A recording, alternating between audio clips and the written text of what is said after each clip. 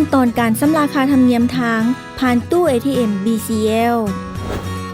หลังจากป้อนบัตร ATM ของทานเข้าปองหับบัตรแล้วกดเลือกภาษาที่ทานต้องการกดรหัสของทาน6ตัวเลขกดเลือกบริการอื่นๆกดเลือกชำระอื่นๆกดเลือกภาษาที่ทานต้องการอีกครั้งกดเลือกชำระค่าธรรมเนียมทางจากนั้นจะมีแจ้งเตือนให้ทานป้อนข้อมูลที่ถูกต้องตามเอกสารรถของทานป้อนตัวอักษรและเลขทะเบียนรถของทานตัวอย่างวิธีการป้อนตัวอักษรและเลขทะเบียนรถกข9099ต้องการกดตัวอักษรกแมนทานต้องกดตัวเลขหนึ่งจำนวนครั้งเดียวต้องการกดตัวอักษรขอแมนทานต้องกดตัวเลขหนึ่งจำนวน2ครั้งโดยใช้ความไวในการกดติดต่อกันสำหรับการป้อนตัวเลขแมนกดตัวเลขตามปกติ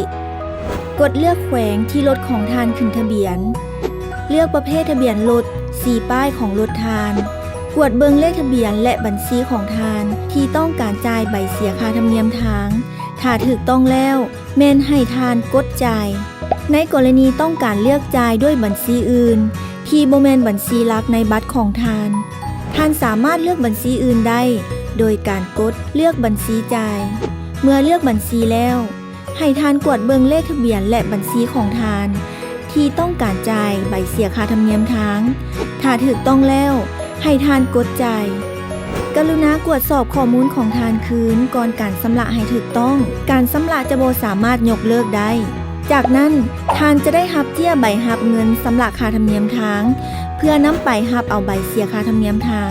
อยู่ปองบริการ BCL ตัวแทน Become และตู้รับชำระอัตโนมัติการดำเนินการสำเร็จแล้วกดสิ้นสุด